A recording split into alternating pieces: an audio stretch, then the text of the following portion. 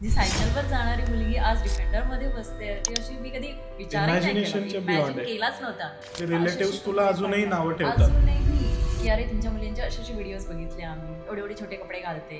लोकांच्या बोलण्याने मी कपडे काढू शकत नाही की लोकांच्या बोलण्याने मी कपडे घालू शकत नाही. तुला बिकिनी शूट्स किंवा बोल्ड शूट्स करायला तू कम्फर्टेबल आहेस का तू रिजेक्ट करून टाकते, तू नाही करत. ते म्हणतात बिकनी घाल तर मी बिकनी नाही घालणार. मग तू जे काय सोशल मीडियावर पोस्टिंग्स करते, बोल्ड असेल किंवा साडीमधले फोटोज जे काय, फक्त ऑडियन्ससाठी तू तुला फेक दाखवतेस का? मी फेक वागते. Everyone talk about my ass, that you have a good ass, you have a good body, you have a good curve body. मला एवढं माहिती आहे की माझ्या बॉडी पार्ट सारखं दुसरी कोणाची बॉडी पार्ट नाही आणि ते बनवणं खूप डिफिकल्ट आहे. So what was your like rock bottom phase in your life, की असं तुला एकदम सगळं संपलंय क्षणात असं वाटलं? कुठल्याही मुलीला कपडे काढायला आवडत नाही. माझ्या लाईफमध्ये खूप वेळा झाला की माझ्या फिगरमुळे की कशामुळे अरे आप ना थोडा ये कपडे पहनते दिखाओ, तुम्हाला एक काम मिळण्यासाठी झोपावं लागतं. तुला कधी कुणी चीट केलंय का रिलेशनमध्ये? चीट केलंय, खूप वेळा चीट झालंय. मी जी सक्सेस झाली ते मला असं वाटतं की मी ब्रेकअपमुळे झाली.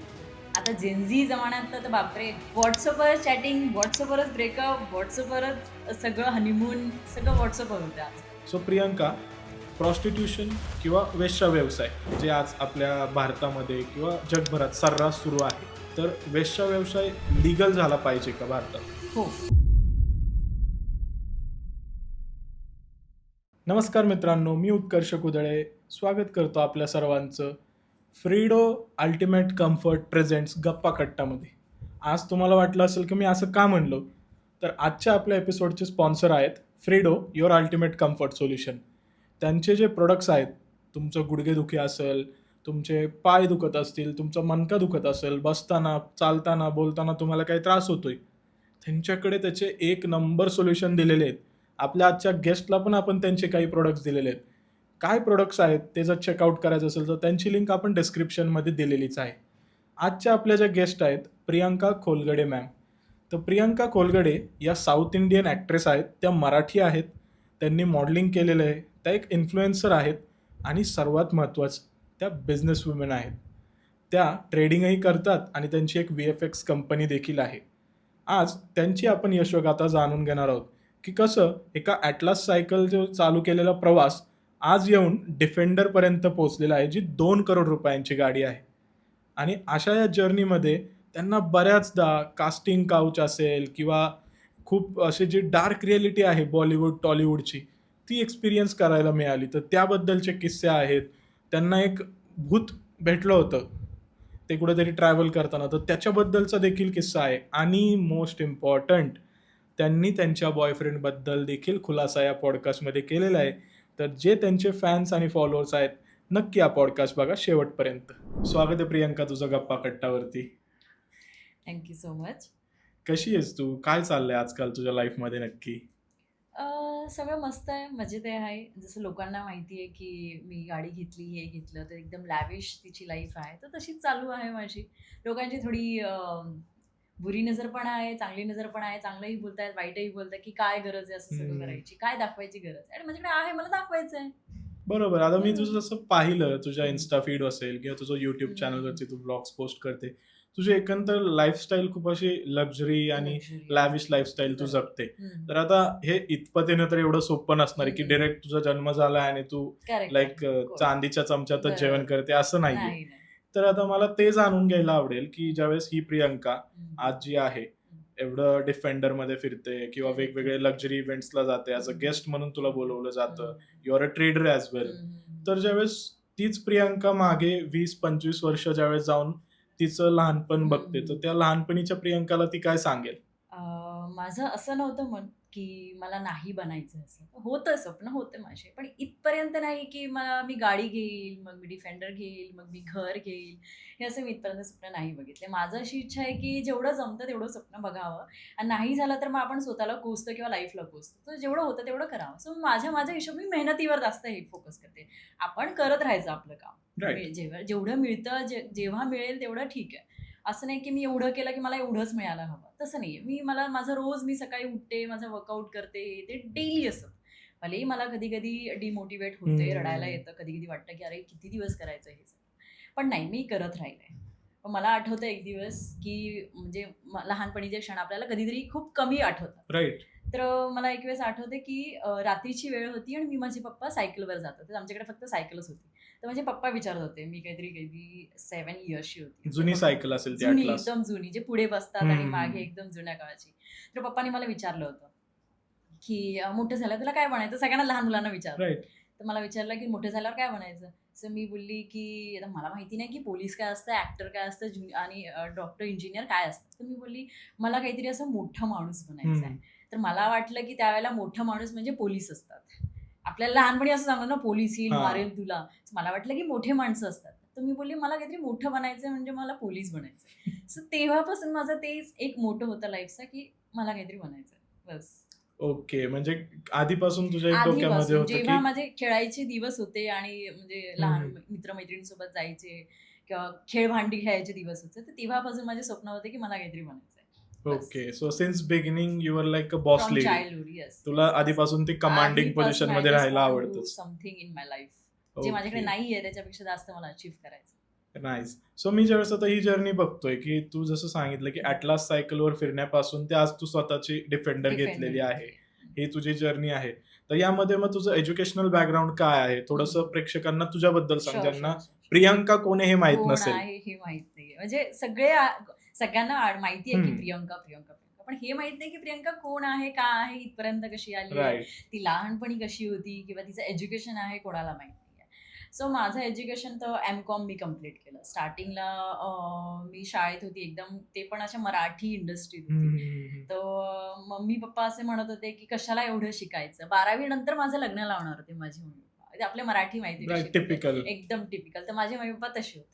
मी बोलली नाही मला शिकायचंय बस. तर इतके भांडणं केले लहानपणी, फक्त आणि फक्त मला शिकायचंय. मला ओके. ॲटलीस्ट ग्रॅज्युएट करू द्या, ॲटलीस्ट ग्रॅज्युएट. मी एकदा घराच्या बाहेर पळून गेले. 2 दिवस कुठेतरी राहिले.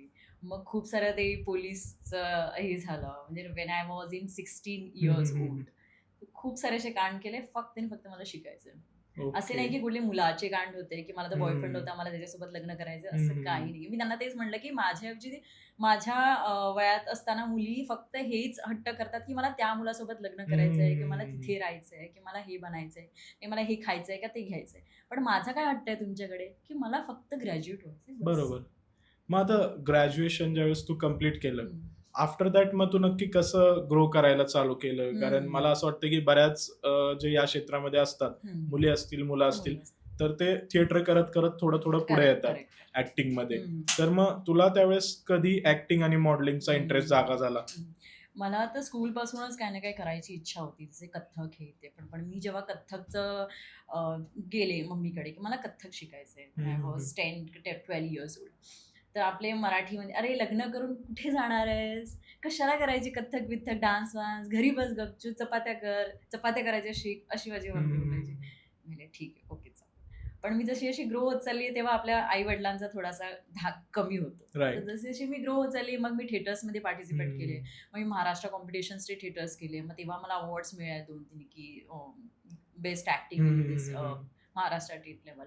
तर मी 17 कॉलेजेस होते. त्या 17 कॉलेजमध्ये माझं जे नाटक मी बसवलं होतं, ओके. त्याच्यात माझं फर्स्ट आलं आणि त्याच्यात बेस्ट ॲक्ट्रेस अवॉर्ड. हो. So you are like usually from लोकं कॉलेज असं टाईम. मागून चालू केलं तर पुढे मागून, झाल्यावरती मागून. आणि त्यांची ती सगळ्यांना जर्नी असं दिसते. वाटतं, की यश हे लवकर मिळतं. पण ते हं. यशाच्या मागे त्यांनी काय-काय किती सहन केले ते कोणाला दिसत नाही कधीच. राइट. म्हणजे जे सक्सेस तुला आत्ता लोकांना दिसतीये, तर ती कुठेतरी त्याच्यामागे खूप करेक्ट. खूप फेलियर्स पण असू शकतात, जे तू लिटरली कधी एवढं दाखवले आहे, नाहीत. की लोकांना असं वाटणार पण नाही बघून, की अरे ती इथून बाहेर आली. हं. सो व्हॉट वाज your like rock bottom phase in your life? की असं तुला एकदम सगळं संपलंय क्षणात असं वाटलं? अरे, असं तर मला रोज वाटतं. बापरे! लिटरली मला रोज वाटतं, मी रोज डिमोटिव्हेट होते. रोज सकाळी मी जेव्हा 5 वाजता उठते, माझं असं असतं, की सूर्योदय व्हायच्या आधी हं, आपण हं. उठायला हवं, असं माझं असतं. ओके. तर मी रोज जेव्हा उठते आणि झोप येतेच आपल्याला, हं, जेव्हा हं. थंडी असते व काही असतं. पण मी असं काय करू मी उठून? काय मिळवलंय मी असं? अजूनही एवढं आहे तरीही असं वाटते, मला जे हवंय ते नाही मिळवलंय ना मी. तर काय मिळवलंय? तर झोपूया. पण नंतर मला परत आठवतं, की नाही, अजून आपण त्या वेळेवर तर नाहीये, की सगळं हरवलंय आणि आता आपल्याकडे हं. काही नाही. तर उठा, करत राहा, गिव्ह अप नाही करायचं. सो हेच एक मी माझं स्वतःला दिलेलं एक चॅलेंज आहे. ओके. सो जसं तू आता पुढे जाते, तर आता ह्या पर्टिक्युलर इंडस्ट्रीमध्ये खूप ग्लॅमर आहे, हम्म, खूप फेम आहे. मॉडेलिंग असेल, ॲक्टिंग असेल किंवा तू वेगळं काही करत असली, हम्म, इन्फ्लुएन्सर आहेस तू. तर ह्या सगळ्या गोष्टींमध्ये खूप ग्लॅमर येतं हो, आणि ग्लॅमर आल्यावर कुठेतरी तुमची जी प्रायव्हेट लाईफ आहे किंवा हम्म, फॅमिली लाईफ आहे, ती थोडी अफेक्ट होते. हम्म. तर तुझी फॅमिली लाईफ तू कशी बॅलन्स ठेवते मग? माझ्या फॅमिली लाईफमध्ये बॅलन्स ठेवावं लागतं खूप, कारण का मी थोडीफार म्हणजे बोल्ड पण आहे माझे काही व्हिडिओज आणि नॉर्मल पण आहे माझे हं, हं. व्हिडिओज. सो ऑब्व्हियसली कुठल्याही मुलीला कपडे काढायला आवडत नाही, हं, त्यांच्या बरोबर, मर्जीने ते काढत नाही. बरोबर. हां, तर मी कधी-कधी जेव्हा बोल्ड काढते, तर मला खूप लोकं नावं ठेवतात. घरातल्यांनाही बोलतात, "अरे, तुमच्या मुलींचे असे-असे व्हिडिओज असतात, ओके, म्हणजे असे-असे रिलेटिव्हज तुला कपडे अजूनही काढतात." नावं ठेवतात. अजूनही, की "अरे, तुमच्या मुलींचे असे-असे व्हिडिओज बघितले आम्ही, एवढे-एवढे छोटे कपडे घालते किंवा असे-असे घालते." हं, तर हं. ते म्हणतात, की "ते तिचे कपडे आहेत. ती करते. तुम्ही नाही करू शकत ना. सो हं. तुम्ही नका बोलू. तुम्हाला तुमचं काम करा." तर हे त्यांना आता ते बोलायला शिकले. लाइक सपोर्टिव्ह झाले आता सपोर्ट जास्त. सपोर्ट करतात. पहिले नव्हते करत. पहिले मला हं. खूप बोलायचे. पण आता मी थोडं अचीव्ह केलंय लाईफमध्ये. So okay. They are supporting me. Right. मग आता आपण ज्यावेळेस बघतो, की हे प्रत्येक मुलीसोबत हं. किंवा मुलासोबत होतंच, की जे थोडंसं ग्लॅमरस आणि बोल्ड इंडस्ट्रीमध्ये पाऊल टाकतात.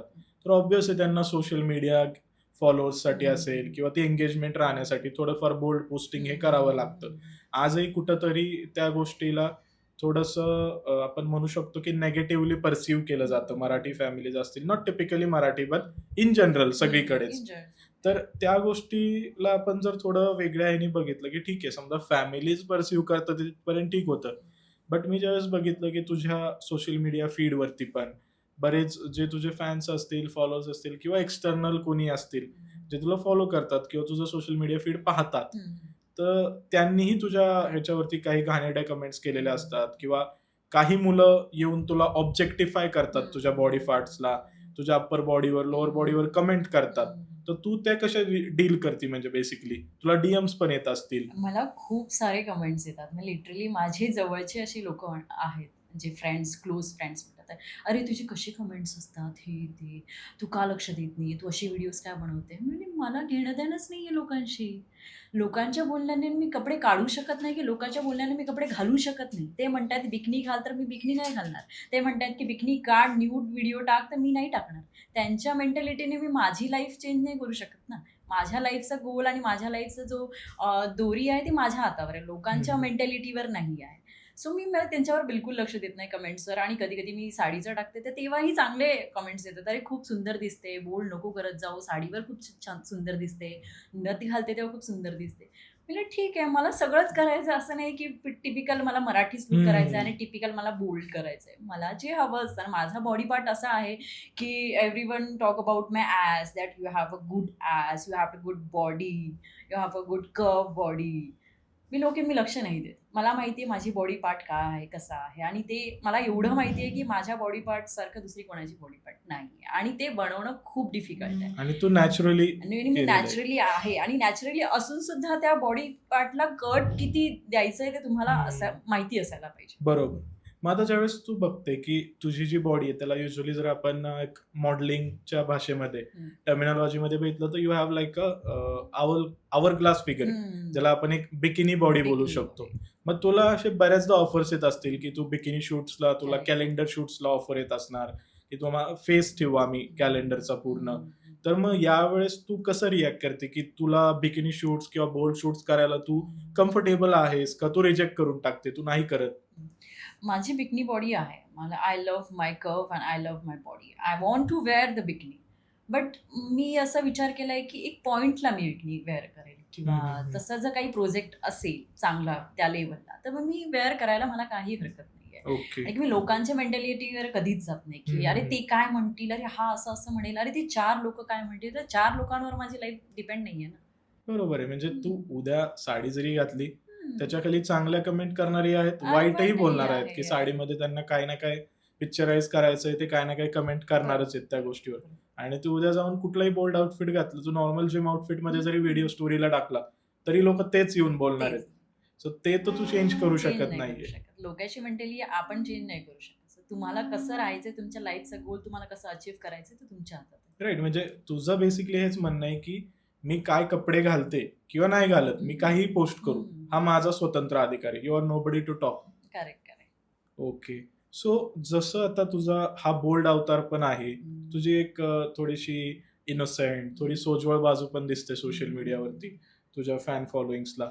तर कुठेतरी हे पाहत असताना मला हेही विचारू वाटतं तुला, की बेसिकली ज्यावेळेस तू ह्या दोन्ही गोष्टींचा बॅलन्स बनवते, तर त्याला तुझा ऑडियन्स कसा पर्सीव्ह करतो किंवा तुझे रिलेटिव्हज कसे पर्सीव्ह करतात, हे मला थोडंसं समजून घ्यायला आवडेल. किंवा कारण हे थोडंसं सायकोलॉजिकली त्यांना डिफिकल्ट आहे डायजेस्ट करणं. ही तीच मुलगी आहे जी शॉर्ट्समध्ये किंवा एकदम लोअर्स वगैरे एकदम टाईट बॉडी कॉन्स घालणारी मुलगी आहे, जिची फिगर व्हिजिबल असते.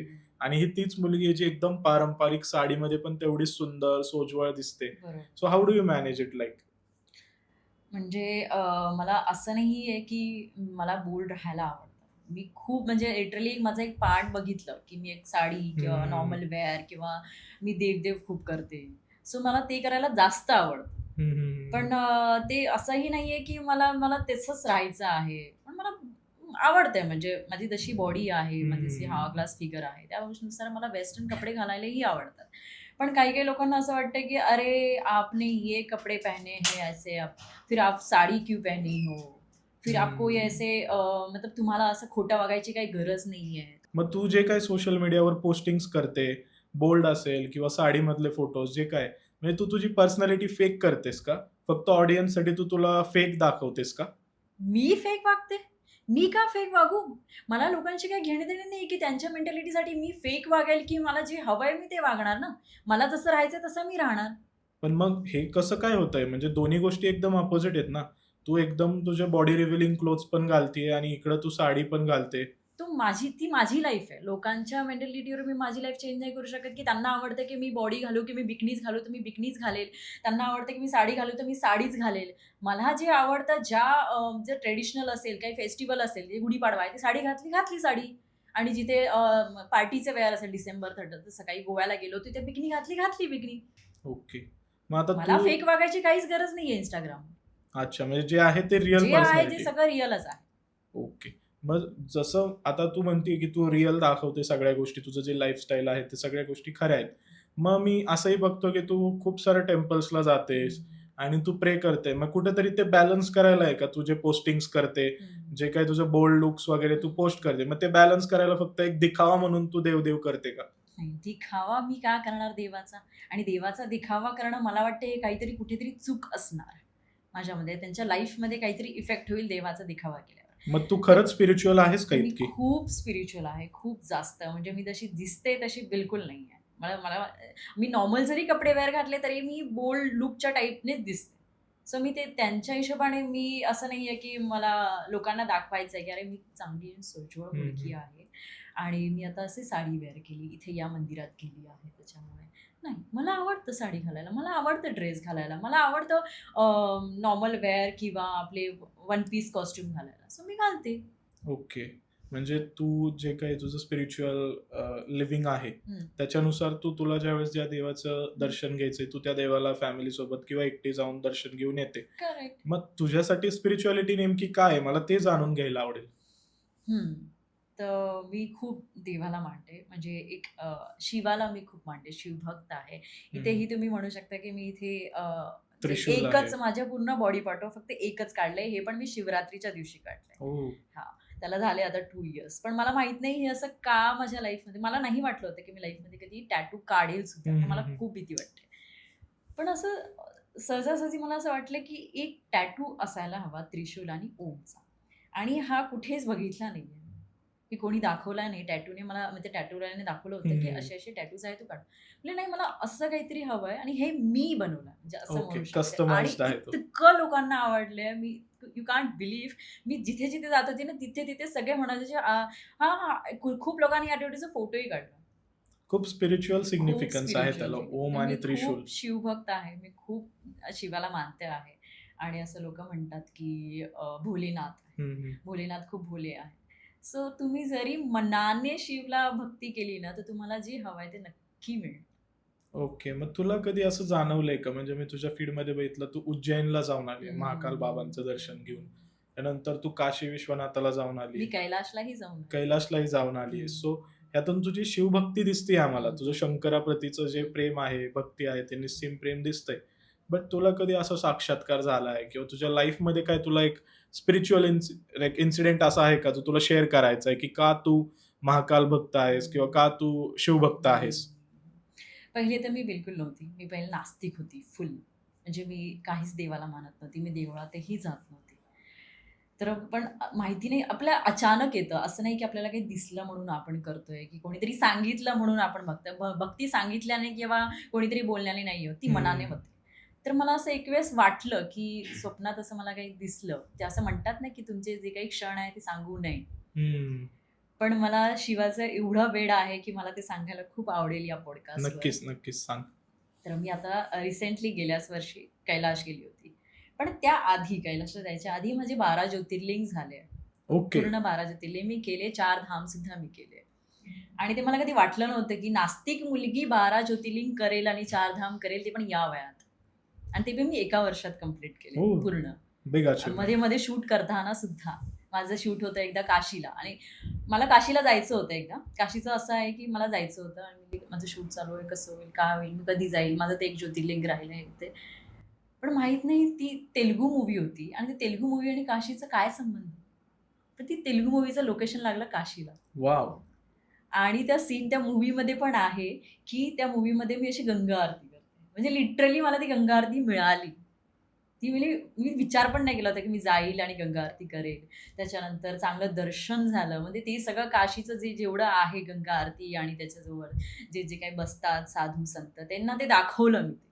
आणि ती समोर जी प्रेत जळते, त्याच्या समोर मी उभं राहून मागे शॉट झालाय माझा. वॉव! तेवढं सगळं मला काशीचं मला खूप सारे भेटले. त्याच्यानंतर महाकालचा एक किस्सा सांगते मी. हं. तुम्हाला नाही खरं वाटणार. यू कान्ट बिलीव्ह मी स्वतः अजून नाही बिलीव्ह करू शकत. असं म्हणतात ना, की महाकाल खूप मानलं जातं. ते एक वेळेस होतं की मला महाकाल जायचंय आणि महाकाल असं म्हणतात, की त्यांनी बोलवल्याशिवाय तुम्ही नाही जाऊ शकत. माझे ॲग्री. सगळे ज्योतिर्लिंग खूप ईझी झालेत. पण महाकाल होतच नव्हतं माझ्याने. का माहिती का? कोणी एकदा माझ्याकडे सोबत कोणी यायला रेडी नव्हतं. नाहीतर मी जाते तर मला काहीतरी प्रोजेक्ट किंवा काहीतरी लागायचं आणि माझं कॅन्सल होऊन जायचं. तर माझं असं झालं मला जायचं असं कधी होईल, काय होईल? मी कोणाला असं सांगत नाही मला कुठे जायचं हं. असं. मनातल्या मनात बोलते, मला जायचंय तिथे. असं झालं आणि तेव्हा असं होतं, की माझ्याकडे पैसे नव्हते. तेव्हा ओह! माझ्याकडे डिफेंडर पण नव्हती आणि तेव्हा माझ्याकडे माझं घर पण नव्हतं हं, हं, मुंबईचं, हं, हं. जे मी आत्ता घेतलं. BMW होती फक्त बस. ओके. तर मला जायचं आणि तेव्हा माझ्याकडे पैसे खूप कमी होते. तिकडे जायला थोडेफार पैसे लागतातच राइट. आपल्याला. हां. मी बाय बाय फ्लाइट गेले तर जाणं हं, येणं हं, आणि हं. तिकडे राहणं. सो माझ्याकडे पैसे नाही, मी कसं जाऊ हे? यू कान्ट बिलीव्ह माझ्या अकाउंटमध्ये 50,000 आले. Out of nowhere. नावही नाहीये त्या मुलाचं किंवा त्या फक्त नंबर्स आहेत, फक्त नंबर्स. आणि असं कसं होऊ शकतं, की तुमच्याकडे तुम्ही विचार केला महाकालला जायचा आणि तुमच्याकडे पैसे आले. आणि मला आजही बिलीव्ह नाही होत आहे. लिटरली मी तो चमत्कार समजते आणि देवाने बोलवलं असं समजते आणि मी खूप विचार केला. म्हणजे आज आज कॉल येईल, उद्या कॉल येईल, कोणाचा तरी कॉल येईल किंवा काहीतरी कुठून पोलिसांकडून कॉल येईल, की "अरे हं. तुमच्याकडे 50,000 आले, ते रिटर्न करा." असं. तर मला आजपर्यंत कॉल नाही आला का मेसेज नाही आला, काहीच नाही. आणि ते बापरे! 50,000 मला मिळाले. नाही मी ही गोष्ट आणि मी गेले आणि त्या पैशात मी जाऊन आले. आणि इतकी रडले आणि इतकं मी स्वतःला मानलं, की देव आहे. म्हणजे देवाला माझी भक्ती दिसली. इतकं महाकालचं मला जाणवलं.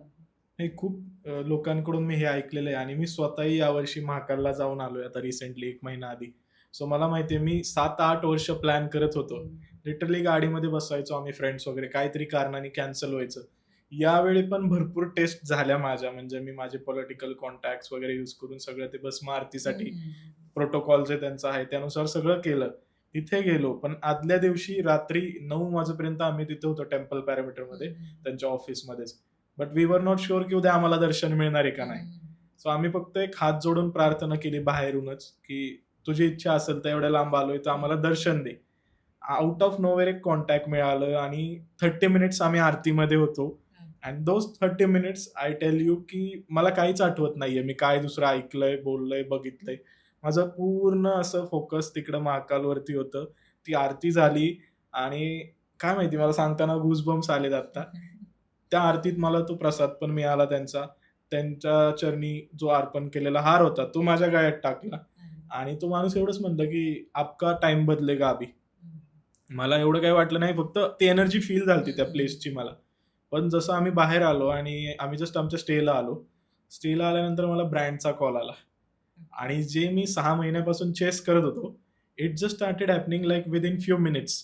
तिकडून ती पुढे प्रोसेस गेली आणि right now I am here, की आता we are associated with a brand. आणि वाव. बाकी गोष्टी झाल्या ज्या मी शेअर नाही करत ऑन कॅमेरा काही कारणांनी. बट असं भरपूर मला आले म्हणजे अनुभव वेगवेगळे. नाही, शिव असा आहे, त्याला म्हणूनच आपला भोले बाबा म्हणतात, की तुम्ही जराही एक एक दिवस जरी तुम्ही जल शिवलिंगावर टाकलं ना, तर दुसऱ्या दिवशी तुम्हाला नाही काही ना काहीतरी तुमच्या लाईफमध्ये चांगलं घडणार. राइट. आणि ते आहे म्हणजे देवाची इच्छा असेल तरच तो दर्शन हो. देतो आपल्याला. तुम्ही कितीही काही व्ही-आय-पी असू द्या, काही असू द्या, तिथं नाही चालत काहीच. बरोबर.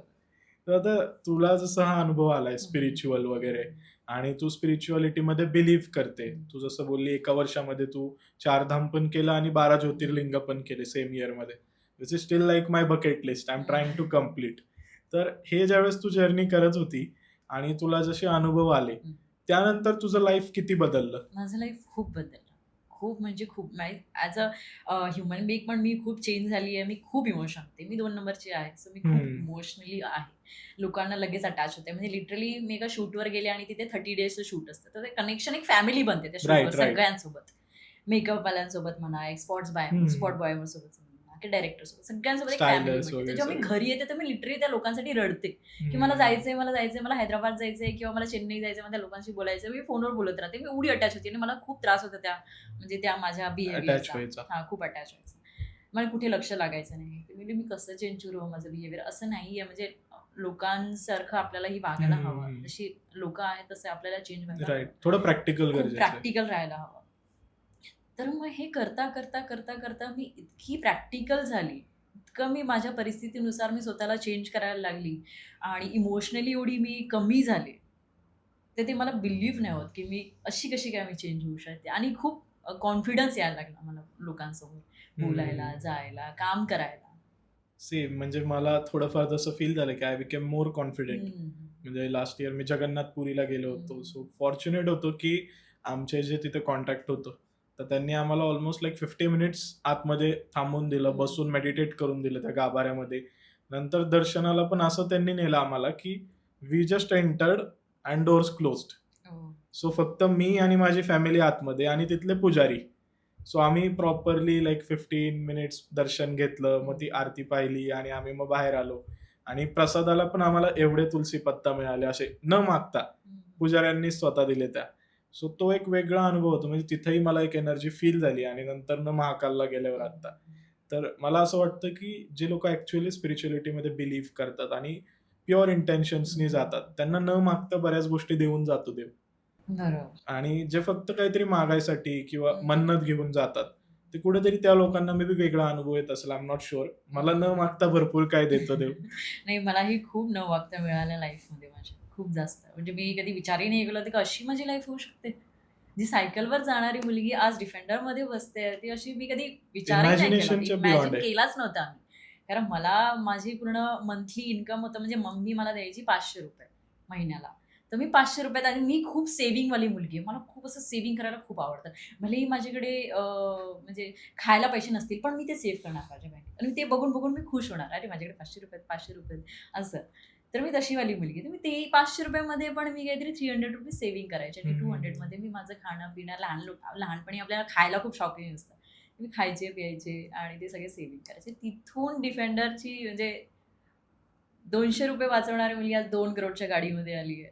सो हे खूप चेंज कसं झालं? म्हणजे मला तेच जाणून घ्यायचं आहे की ज्यावेळेस तू सांगते मला की ₹200 वाचवणारी मुलगी आज डिफेंडरमध्ये फिरते, जी 2 करोडची गाडी आहे. तर आता ही जर्नी सोपी नाहीये ऑब्व्हियस आहे. पण जितकं मी पाहतो म्हणजे आजकाल मी बघितलंय की प्रत्येक सेलेबचं काय ना काय स्टोरी असते. एखाद्या कारच्या बद्दल असेल, घराबद्दल असेल. तर बऱ्याचदा मोठे-मोठे डिरेक्टर्स असतील, ते त्यांच्या ॲक्ट्रेसला गिफ्ट करतात घर किंवा गाडी. तर तुला असं कुणी गिफ्ट केली आहे डिफेंडर? मला गिफ्ट केली. मला कोण गिफ्ट करणार? कुठली मुलगी स्वतःच्या नावाने किंवा स्वतःच्या पैशाने, स्वतःच्या मेहनतीने गाडी नाही घेऊ शकत एक लाईफमध्ये? जर एका मुलाने गाडी घेतली, तर त्याला म्हणतात, "अरे वाह! किती मेहनती मुलगा आहे. किती अचीव्ह केलं लाईफमध्ये. किती त्यांनी असे दिवस काढले असेल, जेव्हा त्यांनी अशी गाडी घेतली." आणि जर मुलीने गाडी घेतली, तर "अरे, हिचा कोणतरी गॉडफादर असेल. अरे, कोणीतरी हिला गिफ्ट केली असेल." मी असं का म्हटलं जातं मी मुलींना का यासाठी म्हणतात? विचारलं because it's most commonly seen की बाबा तुझ्या कमेंट फीडमध्ये जरी गेली तू त्या रीलच्या, तिथेही बऱ्याच लोकांनी तसं कमेंट केलेलं आहे. खूप कमेंट्स आहे लोकांचे. इव्हन माझ्या जे म्हणजे जवळचे नाहीयेत, पण आहे ओळखीचे. हं. त्यांनीही मला कॉल करून बोलले, "अरे, चांगली गिफ्ट मिळाली तुझ्या बर्थडेला. अरे, कोणीतरी गॉडफादर आहे वाटतं. किसने दिया है तुझे ये?" असं. तर मला इतका राग यायचा त्या टाईमाला. अरे, तुम्ही माझे डिफेंडर घ्यायचे दिवस बघितले. पण जेव्हापासून मी स्वप्न बघितलं असेल काही अचीव्हमेंट करायच्या आणि त्याच्यासाठी मी काय-काय केलंय हे तुम्ही दिवस नाही पाहिले. मी किती रडली असेल ते नाही पाहिले. किती दिवस रात्र जागली असेल आणि काम केलं असेल ते नाही तुम्ही पाहिलंय. मग ही ज्यावेळेस तुझी जर्नी तू आता सांगतेय मला, की तू तुझं इंडिपेंडंट वुमन आहेस हं. आणि तू स्वतःला बनवलंय, स्वतःहून सगळ्या गोष्टी केल्यात वगैरे सगळं मान्य आहे मला. पण ज्यावेळेस आपण बघतो, की या इंडस्ट्रीमध्ये ग्रो होणं तेवढं ईझी नाहीये. हं. बऱ्याचदा मुलं असतील, मुली असतील, तर त्यांना कास्टिंग काउच फेस करायला लागतं. हं. काही कॉम्प्रोमाइजेस करावे लागतात हं. फिजिकल. तर तुझ्या लाईफमध्ये तुला असं किती वेळा झालंय, की you are approached for physical compromises किंवा तुला कुणीतरी कुठल्याही प्रकारचं कॉम्प्रोमाइज करायला लावलं, एक रोलसाठी असेल किंवा काही दुसऱ्या फेवर्ससाठी असेल. तुझ्या लाईफमध्ये असं किती वेळा झालं? कास्टिंग काउच असतं. बॉलिवूड असो, म्हणजे ते बॉलिवूडमध्ये मी जास्त काम करते. सो मला माहिती आहे, की बॉलिवूडमध्ये कास्टिंग काउच असतं. म्हणजे तुम्हाला एक काम मिळण्यासाठी झोपावं लागतं. पण आजकाल असं झालंय ना, की बरं आहे सोशल नेटवर्किंगमुळे तुम्हाला तुमचं टॅलेंट तुम्ही तिकडे दाखवू शकता आणि लोकं तुम्हाला त्यांना लाईक करू शकतात. त्याच्यामुळे तुम्हाला अचीव्हमेंट भेटू शकते आणि तुम्हाला काम भेटू शकते. हे आत्ताच रिसेंटली माईट बी 3 इयर्सपासून किंवा 2 इयर्सपासून तुम्हाला एक प्लॅटफॉर्म भेटला एक चांगला तुमचा हं, हं, टॅलेंट हं. दाखवण्यासाठी. पण आधी आधी म्हणजे आताही थोडं-थोडं कमी झालंय, पण होतं. कास्टिंग काउच होतं. काम भेटण्यासाठी म्हणायचे लोकं, की "अरे तुम ये टाइम पे ये कॉफी के लिए आना." कॉफी मतलब तेच असतं, की "अरे मिलने के लिए आओ रात को." असं. तर मला असं माझ्या लाईफमध्ये खूप वेळा झालंय, की माझ्या फिगरमुळे किंवा कशामुळे, "अरे आप ना थोडा ये कपडे पहन के दिखाओ." आप ना म्हणजे माझं असं एकदा झालं होतं, की मला साडी कॅरी करावी लागली. मला वाटलं एक ऑडिशन आहे, सो मी गेले साडी घेऊन. ठीक आहे. मग तिथे मला एक रूम दिसली आणि त्या रूममध्ये कोणी नव्हतं. हं, हं. आणि एक माणूस बसला होता. बोले, "ये सीन है ऐसा-ऐसा, रेप का सीन है, तो ये साड़ी आप पहनो." मैं बोली, "ठीक है, रेप का सीन क्या है? हं, रोना-धोना हं. होगा और थोडासा घबराना होगा." तर मी ते सगळं केलं. साडी घातली वॉशरूममध्ये जाऊन आणि "अरे आप फिर ठीक है, आप अभी यहाँ पे रेप का सीन." मी माझी ॲक्टिंग केली, रडायची वगैरे हे हं, ते. हं. असं तिथे बसायची, पडायची, हं, हं. कोपऱ्यात जाऊन लागलं, असं काहीतरी करायचं. हं, हं. केस वगैरे सगळे खराब केले मी. विस्कटलेले. हां. तर माझ्या टाईपची ॲक्टिंग केली. नहीं, नहीं, वो आपको थोड़ा-सा वो पदर भी नीचे मतलब जो पल्लू है, वो पल्लू हं. नीचे आपको गिराना पड़ेगा और दिखाना पड़ेगा। अरे वो मैं क्यों दिखाऊँगी? मैं खुद का रैप थोड़ी कर रही हूँ। लोग कर रहे हैं ना, तो जब जो सीन होगा ऑन बरोबर. कैमरा वो लोग करेंगे पल्लू नीचे गिराना है कि डालना है या फाड़ना है, साड़ी जो भी करना है, वो लोग करेंगे ना। मैं अपने आप को क्यों करूँ यहाँ पे? वो सीन नहीं है ना। हं, सीन हं. ये है कि आपको लोग रैप कर रहे हैं तो आप कैसे फ़ील करोगे? या फिर एक्सप्रेशन कैसा काय होगा वो रिएक्शन आपको असेल? Reaction you just want. हं. तो मैं तो वही कर रही हूँ। नहीं आप थोडासा पल्लू नीचे गिराव. सो तेव्हा मला तिथे थोडंसं काहीतरी वेगळं वाटलं. हं, हं, हं. इथे की पहिले तर साडी घालायला सांगितलं. पहिले तर लोकं इथे कोण नाहीये. हं, तर मला सांगण्यात आलं की "हाँ, अभी आ रही है, मैडम आ रही है, मैडम हं, मेरी हं. वाइफ है, वो आ रही है, आ रही है, आ रही है, आ रही है" करून 2 तास मला तसा तिथे टाईमपास केला. आणि पल्लू गिराव, थोडासा साडी ऊपर करो, असं सगळं मला सांगितलं. तर मला थोडंसं तिथे म्हणजे मी थोडी नवीन होती. सो मला हं, थोडंसं हं. रडायला आलं तिथे. पण मला कळलं की इथे आपल्याला वाचवायला कोण नाही, आपल्याला स्वतःलाच आपल्या स्वतःची रक्षा करावी लागेल. सो मी त्यांना म्हणाली की "ये आप नहीं कर सकते. मुझे पता है आप टाइम पास कर रहे हैं, आप जेन्युइन नहीं हो. जो भी आप कर रहे हैं, आपकी बेटी अगर यहाँ पे सामने होती तो आप यही करते? आप उसको अभी पल्लू नीचे गिराने बोलते?" सो मी तिथे तशी भांडली आणि मी तिथून कसंबसं निघून गेले. ओके. मग he was like a well non well director. Non director in Bollywood industry. Okay. आणि मग आता जसं तू साऊथलाही काम करते, हं. तर तिकडेही या सर्व गोष्टी हाँ, चालतात. साउथबद्दल तर खूप लोकं म्हणतात, "अरे वहाँ पे तो सब लोग ही करते हैं, प्रोड्यूसर लेता है, हं. डायरेक्टर लेता है, हीरो लेता है।" बोली हर जगह है वो तो। वो तो ऑफिस में भी है, अगर मैनेजर को कोई बड़े लेवल पे जाना है, तो भी उसका बॉस उसको कुछ बोलेगा ही ना कि चलो कॉफ़ी पे जाते हैं, डिनर पे हं. जाते हैं, लंच में जाते हैं। कुछ ना कुछ तो बोलेंगे, तो वो ऐसा नहीं है कि बॉलीवुड इंडस्ट्री या फ़िल्म इंडस्ट्री में ही है, हर इंडस्ट्री में लड़कियों को कुछ ना कुछ झेलना ही पड़ता है। तो वो खुद को, अपनी लाइफ़ को या फिर अपने सेल्फ रिस्पेक्ट को संभालते हुए आपको वो लेवल पे जाना होता है। बरोबर. हम्म. मग आता जसं तू मला सांगितलं, की ह्या सगळ्या गोष्टी चालतात आणि तू कुठेतरी त्यातून वाचून पुढे आली, की पुढे तू आली. इग्नोर केलं हम्म. किंवा तू डिनाय केल्या त्या गोष्टी. हम्म. तुला नको होते असे फेवर्स, की हम्म. ज्यात तुला तुझं सेल्फ रिस्पेक्ट कॉम्प्रोमाईज करायला लागेल. हम्म. मग ते करत असताना तुला स्ट्रगल तर तेवढा ईझी नसेल. बिलकुल नाही. आणि कारण मी माझी फिल्मी बॅकग्राऊंड नाही आहे बिलकुल. माझे पप्पा फार्मर आहेत आणि फुल एकदम अशी मिडल क्लासची आहे. म्हणजे मी स्वतःला आताही एकदम खूप अचीव केलंय म्हणून नाही समजत आहे. मी आताही मिडल क्लासची आहे. सो मी असं विचार केला होता की ठीक आहे, इंडस्ट्रीत झालं नाही झालं, आपण आपलं काहीतरी करूया. हं, तर मग मी लॉकडाऊनमध्ये ट्रेडिंग शिकली. हो. हां. तर ट्रेडिंग शिकणं चालू केलं हळू-हळू. मग विचार केला की आपण थोडंसं, म्हणजे माझा एक फ्रेंड आहे, तो व्ही-एफ-एक्समध्ये आहे. सो आपण थोडंसं व्ही-एफ-एक्समध्ये पण जाऊया. मग मी माझे असे 2-3 बिझनेस प्लॅन केले. म्हणजे मला माहिती आहे की बॉलिवूड इंडस्ट्रीत कास्टिंग काउच असते. अरे इधर आओ, मिलते हैं, ये कपडे पहन के आओ. तर मी बोलली ही इथे आपलं काही चालणार नाही. आपण हे सगळ्या गोष्टी नाही झेलू शकत. जोपर्यंत काही मिळत नाही, तोपर्यंत बिझनेसवर ध्यान द्या, कामावर ध्यान द्या. तिथे काही मिळेल नाही तर हे तर आहेच. बरोबर. तर असं मी थोडं मग साईड बाय साईड म्हणजे बिझनेस आणि कामं करत राहिले. ओके. म्हणजे तुझी एक व्ही-एफ-एक्सची कंपनी आहे. व्ही-एफ-एक्सची माझी तू स्वतःची ट्रेडिंगचंही कंपनी आहे. करते मी स्वतः. ट्रेडिंग एकदा करते. Wow! So you are a business woman yes. Basically. एक एंटरप्रेन्योर आहेस तू. जे खूप लोकांना नाही माहिती. सो ह्या पॉडकास्टमध्ये ही गोष्ट रिव्हील झाली, रिव्हील की झाली आहे. प्रियांका फक्त ॲक्टर, मॉडेल, इन्फ्लुएन्सर किंवा No. यूट्यूबर आय एम नाहीये. A business woman also. तर ती डिफेंडर आता कळत असेल तुम्हाला कुठून आलीये नक्की. कारण त्याच्यासाठी असं काय नाहीये, की तिला खूप हाय पेइंग ब्रँड्स असोसिएटेड आहेत आणि म्हणून असं तिने कोणी घेतलंय. गॉडफादर पण नाही. हां. मी आजकाल ऐकतो जो जेन झी क्राउड आहे किंवा आजकालच्या ज्या इन्फ्लुएन्सर्स असतील, मॉडेल्स असतील, त्यांच्यासोबत असं बऱ्याचदा होतं, की शुगर डॅडी ही कन्सेप्ट आलेली आहे आता शुगर डॅडी. इंडस्ट्रीमध्ये. सो बरेच लोकं जे एजेड आहेत ते शुगर डॅडी बनतात. हां, तर हां. मग असं तुझं कोणी शुगर डॅडी नाहीये ॲज सच. नाही, ॲटलीस्ट माझं शुगर डॅडी नाही. माझी शुगर मी स्वतःच आहे. So you will prefer to be a sugar mommy. Yes. But jokes apart, आता तुझ्या लव्ह लाईफ बद्दल मला जाणून घ्यायला आवडेल, की डू यू बिलीव्ह ॲक्चुअली की प्रेम एक्झिस्ट करतं? हां, प्रेम असतं. म्हणजे प्रेम होतं असं म्हणायला काही हरकत नाहीये. प्रेम म्हणजे नक्की काय तुझ्यासाठी? प्रेम म्हणजे माझ्या हिशोबाने तरी आता सध्या कोणी एकमेकांवर प्रेम नाही करत. कारण आता इतके ऑप्शन्स आलेत ना लाईफमध्ये, की अरे ही व्यक्ती माझ्यासोबत अशी नाही वागत, अरे ही तर खूप चांगली वागते, मग मी हिच्याकडे जातो. म्हणजे जेव्हा पर्याय मिळायला चालू होते ना, तर प्रेम करण्याची किंमत शून्य होऊन जाते. राइट. सो आता पर्याय एवढे झालेत ना, की खरं जरी प्रेम करत असेल कोणी आणि त्यांच्याकडून एक जरी चूक झाली ना, अरे ही तर अशी आहे, अरे तू तर तसा आहे. असं करून ना प्रेमाची किंमत आता काहीच राहिली नाही. पण प्रेम पहिले होतं. जे आपल्या ओके. आई-वडिलांनी केलं आहे, जे आपल्या आजोबांनी आजींनी केलं आहे. आता जेन-झी जमान्यात तर बापरे! म्हणजे काय म्हणावं, सगळं WhatsAppवर चॅटिंग, WhatsAppवरच ब्रेकअप, WhatsAppवरच सगळं हनीमून, सगळं WhatsAppवर होतं आजकाल. सो तू बेसिकली 90sचं जे टिपिकल लव्ह आहे, हं.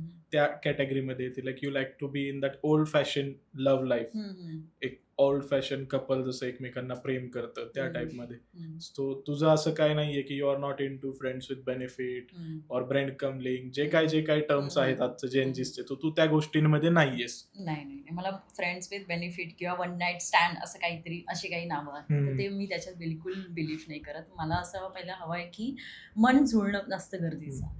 तुला विचारलं जात असेल पण फ्रेंड्स विथ बेनिफिट खूप. किंवा वन नाईट स्टँडला? खूप, म्हणजे मी जशी माझी प्रोफाईल आणि माझी जशी बॉडी किंवा मी जशी आहे बोल्ड, तसं त्यांना असं वाटतं की अरे ही मुलगी ला जास्त आवडेल फ्रेंड्स विथ बेनिफिट. तो will ask to that girl. So जेव्हा पण मला असे विचारतात तर मी बोलले no, I am not in that, I am not that kind of girl. I am look like that but I am not that kind of girl. So please, तुला friend म्हणून राहायचं असेल तर राहा, नाही तर मला अशी काही गरज नाहीये. मी माझ्या लाईफमध्ये खुश आहे. मला असं कोणाच्या मुलाची गरज नाहीये की तो आला की तरच माझी लाईफ खूप चांगली आणि सुखाची होईल. Okay, so you have self loved yourself. Yes, self. असं कोणी मुलगा मिळाला जो खरं प्रेम करतोय, समजून घेतोय. म्हणजे तुला प्रेम म्हणजे कसा काय मुलगा असतं? आवडेल, लाईक एक प्रेम पार्टनर म्हणजे म्हणून? एक विश्वास तर आहेच, अ पार्ट ऑफ विश्वास, पण एक अंडरस्टँडिंग खूप आहे. जसं की मी आता फिल्म इंडस्ट्रीमध्ये आहे, तर मी कधी बाहेर असते रात्रभर, तर मी 15-15 दिवस घराच्या बाहेर असते. तर तू तेवढं अंडरस्टँडिंग असायला हवा की तू काम करते, कुठे बाहेर कोणासोबत फिरायला नाही गेली. तर ते मेन म्हणजे एक हजबंड वाईफ किंवा बॉयफ्रेंड गर्लफ्रेंडमध्ये अंडरस्टँडिंग खूप इम्पॉर्टंट आहे आजकालच्या जमान्यात. ओके, सो एक समजा आता आपण बघितलं की तुझे जे फॅन्स फॉलोअर्स आहेत they will be in love with you. Hmm. The way you look, your beautiful, pretty hmm. Girl. तर प्रत्येकाला ब्युटी अट्रॅक्ट करते. हम्म. तर तुझे असे काय 5 क्वालिटीज आहेत एका मुलामध्ये जे तुला वाटतं की यार ही 5 क्वालिटीज असेल तर अरे दॅट गाय इज माझी एक लाईक. क्वालिटी, माझ्याकडे खूप सारे क्वालिटी जी पण माझे सगळे फ्रेंड्स आहेत किंवा जे एक्स राहिले आहेत त्यांना माझ्यासोबत लग्न करायचं होतं. कारण का मी पार्वती पण आहे आणि पू पण आहे. म्हणजे मी देवधर्म पण करते आणि घरातलं सगळं जेवण सुद्धा मला येतं करायला. Okay. Non veg, veg, everything I can cook. So मी तशी सुद्धा आहे. आणि मी एक जेव्हा कुठल्या फ्रेंड सर्कलमध्ये गेल्यावर किंवा कुठल्या पार्टीमध्ये गेल्यावर so I can self my best over there. नाही, माझा क्वेश्चन हा होता की तुझ्यामध्ये त्या क्वालिटीज आहेत. हा. सपोज कन्सिडर मी like I am attracted to you, hmm. But what are the qualities you will expect in me to be okay, your partner? Okay. असं. माझ्या पार्टनरने एक्सपेक्टिंग बस look wise I don't care about that. Look आज आहे उद्या नाही. Okay. कोण handsome असेल, बॉडीवाला असेल किंवा चांगला दिसणारा गोरा असेल किंवा काही. बॉडी तर आफ्टर 10 इयर्स नसते, एज तर आफ्टर 10 इयर्स नसते. डार्क सर्कल येतात, कधी कधी कोणाचे हेअर फॉल पण होतात. सो मला लुक मॅटर नाही करत. मला Okay. मॅटर करते त्यांचं प्रेम, विश्वास आणि अंडरस्टँडिंग किती आहे ते जास्त. आणि पैसेवाला असायला हवा. पैशाशिवाय जिंदगी थोडी आहे. तर थोडा तरी पैसेवाला असायला हवा जी माझी लाईफस्टाईल तो सेट करू शकतो. ओके. बस छोटीशी 2-4 तर लाईन आहे. तर बघा आता मग तुम्ही जर ह्या कॅटेगरीत बसत असाल तर बघा, प्रियांकाला DM करू शकता. मी सांगितलंय की मला लुक इम्पॉर्टंट नाहीये. हा, बघा म्हणजे इतकी हॉट इतकी प्रिटी मुलगी असून सुद्धा तिला लुक नाही मॅटर करत. तर मुलांना गिव्ह अप करू नका तुम्ही. तुम्हाला जर कुणी आवडत असेल अशी सुंदर स्त्री, नक्की तुम्ही तिला अप्रोच करा. मुलींच्या एक्सपेक्टेशन वेगळ्या आहेत. नाही, आता ह्या गोष्टीमुळे थोडस लाईट वेट पण झाला हा पॉडकास्ट. Yes. खूप सिरियस चालला होता. तर या टॉपिकवर जसं आपण आलेलोच आहे, तर मला तुला हे विचारायला आवडेल की तू काही रिलेशनशिप्स मध्ये होतीस का आधी? होते, रिलेशनशिपमध्ये मी होते. आणि मी अशी आहे की मी खूप इमोशनली आहे. खूप म्हणजे मी जेव्हा एकदा विचार केला की ठीक आहे, मुलगा आवडला, प्रेमात पडलो, रिलेशनमध्ये आहे, तर राहिलो 1-2 महिने. असं जसे आजकालचे सगळं चालू आहे, सिच्युएशन टाईप्स हा. सो मी अशी राहते. पण मला असं होतं की राहिल्यामुळे त्या मुलाची ना एक सवय होऊन जाते. म्हणजे एक दिवस कॉल नाही आला की मला खूप त्रास होतो, एक दिवस मेसेज नाही आला की मला खूप त्रास होतो. आणि त्या स्वभावाचा मला खूप त्रास होतो की माझा स्वभाव असा आहे. बरोबर. आणि पण त्या व्यक्तीला त्याच्यामुळे प्रॉब्लेम होतो ऑब्व्हियसली. तर मी विचार केला की नाही, आता प्रेम नाही करायचं. सो ज्याच्या गोष्टीमुळे आमचं ब्रेकअप झालं किंवा भांडणं होतात नेहमी, की कॉल नाही केला, मेसेज नाही केला, सो मी आता ते थोडंसं त्याच्यापासून थोडी लांब आहे सध्या. ओके. मग तुला कधी कुणी चीट केलंय का रिलेशन मध्ये? चीट केलंय, खूप वेळा चीट झालंय. म्हणजे लिटरली एवढं की मी खूप म्हणजे लिटरली असं त्या व्यक्तीला म्हणायचे, मी लिटरली पाया पडायचे. इतकं म्हणजे देवासारखं मी त्या व्यक्तीला मानायचे. आणि जेव्हा आम्ही खूप देवदेव सुद्धा केले आहे, पण त्याने असं चीट केलं की तो एका व्यक्तीला रात्री 12 वाजता कॉल करायचा आणि म्हणायचं की अरे त्या माझे त्याचे जे मित्र आहेत, काही काही लोक संत वगैरे आहेत तसे, तर म्हणायचं अरे मला त्या काकांचा फोन आला, म्हटलं बोलतो. म्हणजे ठीक आहे. मग काकांचा अर्धा तास झाला, 10 मिनिटं झाले, 15 मिनिटं झाले, अर्धा तास झाला, कॉल चालूच आहे. 1 तास झाला तरी काका रात्रीच्या 12 वाजता कोणता काका बोलतोय याचा? हा. मग मी थोडंसं लांब म्हणजे थोडंसं जवळ गेले आणि एका मुलीचा आवाज आला. मग तिथून मी सगळं बघणं चालू केलं हळूहळू की कसा तो बोलता आणि आपण जर कुठल्या व्यक्तीला आपण बोलतो, थोडासा पकडला गेला, तर तो व्यक्ती जेव्हा आपण काही क्वेश्चन केल्यानंतर चिडतो ना, तेव्हा समजून जायचं काहीतरी गडबड आहे. ओके. सो तिथे मला डाऊट येणं चालू झालं. हे शॉकिंग आहे थोडं माझ्यासाठी की माझ्यासारखं हा, म्हणजे इतकी गुड लुकिंग मुलगी आहे, एवढं सगळं ती करते. And not just about your beauty, because of your intelligence. तू आज जे काही स्वतःचं एम्पायर एस्टॅब्लिश केलंय, तू जे अर्न करतेय, की तुला कोणी फीड करायची गरज नाहीये. You are capable of doing everything for yourself. एवढं सगळं असताना पण मुलं माती खातात. थोडंसं शॉकिंग आहे. खरं. सर मी आता विचार केलाय, नको कोणीही नको, आपल्या लाईफवर लक्ष द्या. आणि कुठला असा माझा मला जसा हवाय तसा मुलगा मिळाला तर मी लग्न करेन. ओके. मग तुझं ब्रेकअप्स वरती काय म्हणणं आहे की आता मे बी तुझा ब्रेकअप झाला असेल? मला असं वाटतं की जेव्हा ब्रेकअप होतो एक मुलगा आणि मुलीचा, तेव्हा कदाचित कधी-कधी दोन्हीसाठी लोकं इमोशनली ब्रेक होतात किंवा जास्त करून एका हं. साइडला जास्त इमोशनली ब्रेक होतात. पण जेव्हा एक व्यक्ती इमोशनली ब्रेक होते आणि एक व्यक्ती व्यवस्थित असते, की "अरे बाबा, सुटलो मी हं, इथून." हं, हं. तेव्हा आपण एक गोष्ट करतो. ते आहे आरोप. की ओके. याने असं केलं, त्याने तसं केलं, याने हे केलं, ते केलं. मला असं वाटतं की आरोप करण्याच्या ऐवजी तुमच्या विचारावर जास्त लक्ष द्या, की मी असं काय केलं की हा व्यक्ती इतका प्रेम करत होता आणि माझ्यापासून दूर गेला. तुमची काहीतरी चूक असेल, हं. कधीतरी चुकले असेल, कधीतरी शिवीगाळ झाली असेल चुकून, कधीतरी आरोप झाला असेल चुकून, कधीतरी हर्ट केलं असेल चुकून, तर ते आधी लक्ष द्या. जेव्हा तुम्हाला कळेल की अरे असं मी काही केलं नाहीये, मग जाऊन आरोप. ओके. आणि ब्रेकअप नंतर मला असं वाटलंय, की तुम्ही असे क्षण खूप घालवले आहे लाईफमध्ये, जे कोणाला माहिती नाहीये. खूप सारे तुम्ही चुका एकमेकांच्या सांभाळून हं. तुम्ही ते रिलेशनमध्ये कंटिन्यू केलं असेल. तर जेव्हा ब्रेकअप होतं ना, ते एकमेकांवर चिखल उचलण्याच्या आधी रिस्पेक्ट करणं शिकले पाहिजे, की उद्या उठून सांगितलं कोणी, "अरे, ती अशी-अशी व्यक्ती होती, तुझा बॉयफ्रेंड होता. कसा आहे तो?" तर असं नाही बोललं, की "अरे, तू तर असा आहे. अरे, तू तर तसा आहे. त्याने तर असं केलं माझ्यासोबत." नाही. तो कसाही आहे तुमच्या दोघांमध्ये आहे ना. लोकांसमोर हं. तुम्ही त्या व्यक्तीबद्दल चांगलंच म्हणणार नाही. जे काय आहे चांगलं आहे. आमच्या दोघांमध्ये काही नाही पटलं, आम्ही सोडून दिलं. बस. तर ओके. रिस्पेक्ट असणं जास्त गरजेचं आहे ब्रेकअप नंतर सुद्धा. मग ज्यावेळेस आता तुझा ब्रेकअप झाला आणि तू जसं सांगितलं की कसं परसीव्ह करायचे त्या हं. गोष्टी. बट मला असं वैयक्तिक वाटतंय की कुठेतरी त्या ब्रेकअप नंतर तुझे डोळे उघडले आणि तू थोडी प्रॅक्टिकल झालीस हो. आणि मग बिझनेसवर फोकस झाली. अशी काही स्टोरी आहे का हो. की ती ब्रेकअप मेड यू सक्सेसफुल? मी जी सक्सेस झाली ते मला असं वाटतं, की मी एक ब्रेकअपमुळेच झाली. ओके. की मला ब्रेकअपमुळे मला असं वाटतं, की आता मला काहीच नको. आत्ता मी माझ्या कामावर लक्ष देणार. सो मी माझे मग लवकर-लवकर जे म्हणजे रुटीन आहे ते मी कंटिन्यू करते आणि मला मीटिंग्स आहे ते मी लाईन अप करते. लोकांना कॉल करणं चालू करते आणि एक लोकांना कॉलवरून मी बोलू शकते, हं, हं, हं. की मी अशी आहे, तूही बघितलं असेल खूप वेळा. तू मला कॉल लावले, मी उचलत नाही. तुम्ही अशी आहे, की ना मला कॉल लावले तर मला असं असं वाटतं, की कधी हा माणूस कॉल ठेवेल. भलेही तो किती इम्पोर्टंट कॉल असू दे. I saw that. हां. की मला लोकांना बोलायला आवडत नाही. लोकांसोबत बाहेर कुठे जायला आवडत नाही. मला अँटी माझं सोशल घर झाली हां, आता. I am very like self मुलगी हं, अशी हं, आहे. हं. इंट्रोव्हर्टिव्ह म्हणतात त्याला तसं. तर की मला घरात बसायला जास्त आवडतं. मला कुठे हं. बाहेर जायला आवडत नाही. मला लोकांना भेटायचं म्हटलं की असं वाटतं, "अरे, आज काहीतरी काम आहे." भलेही ती मैत्रीण सुद्धा असेल तरी, "अरे, आता हिच्याशी बोलायचंय आपल्याला. अरे, आता मग विचार करून बोलावं लागेल. अरे, हिच्याकडे इथे जायचं आहे. अरे, आता जावं लागेल, टाईम काढावा लागेल." आणि टाईम कुठला? घरातून टाईम काढावा लागेल. Selective introvert is basically. Selective. मी खूप म्हणजे लिटरली मला नाही आवडत लोकांशी बोलणं. मला कधी-कधी असं वाटतं की या जगात माणसं का आहेत? सेम.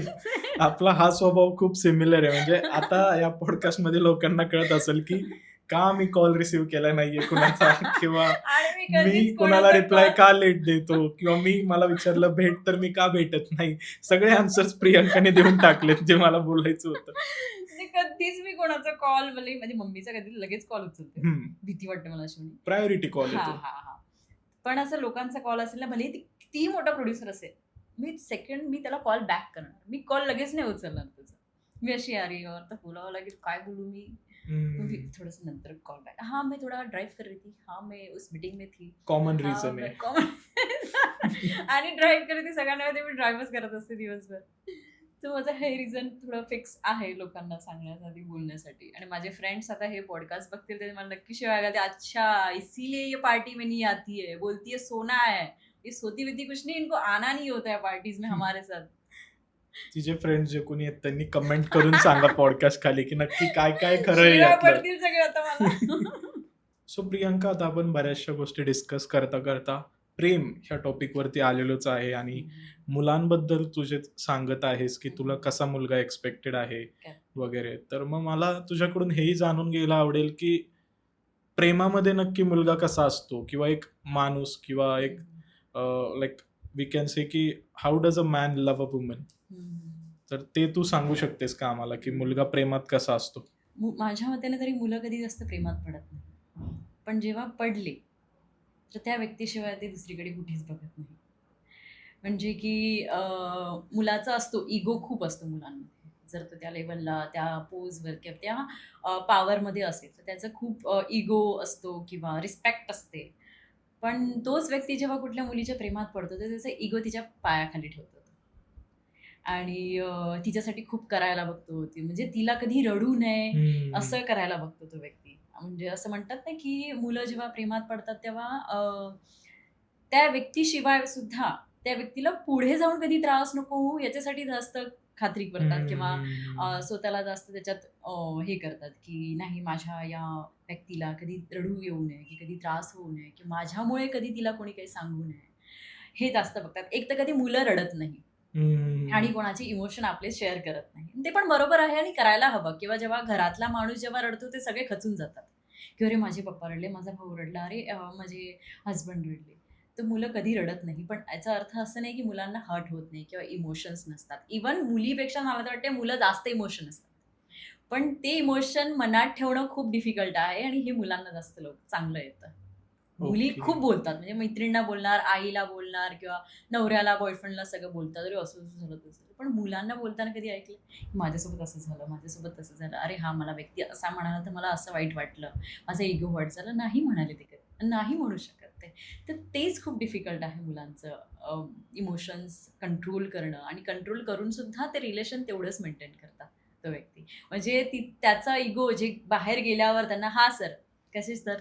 असे सगळे म्हणणारा तो व्यक्ती तो तुमच्या इगो तुमच्या पायाखाली ठेवतो. असे असतात व्यक्ती, असे आहेत खूप मुलं, जे की प्रेम कधी करत नाही. पण जेव्हा करतात तेव्हा त्या व्यक्तीशिवाय दुसरं असं कोणीच करू शकत नाही, असं होतं.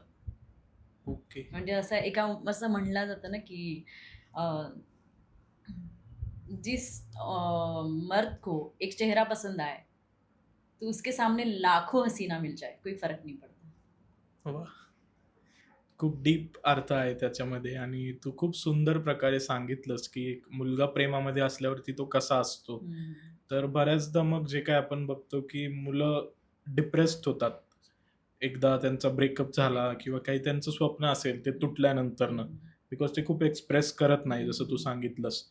तर मग तुला काय वाटतंय, की त्यांच्या जे मेंटल हेल्थ आहे आज मेन्स मेंटल हेल्थवरती खूप कमी बोललं जातंय. पुरुषांच्या मेंटल हेल्थबद्दल खूप कमी बोललं जातं. तर ते किती गरजेचं आहे? गरजेचं आहे कारण खूप अशी लोकं आहेत ज्यांना हार्ट अटॅक येतो किंवा डिप्रेशनमध्ये जातात मुलं. कारण का ते नाही बोलू शकत. कारण मुलांचं कोणी ऐकतच नाही ना मेन म्हणजे. मुलगी रडली म्हणजे काय, "अरे ही खूप दुःखात आहे, हिच्यावर खूप अत्याचार झाला आहे," असं तसं. पण मुलगा नाही रडत नाही म्हणजे त्यांचं काही झालंच नाही लाईफमध्ये असं थोडी असतं. राइट. मुलगा रडत नाही म्हणजे त्याच्या लाईफमध्ये काही दुःखच नाही असं नसतं आणि मुलगी रडते म्हणजे तिच्या लाईफमध्ये खूपच दुःख आहे, खूप अत्याचार आहे असं नाहीये. ओके.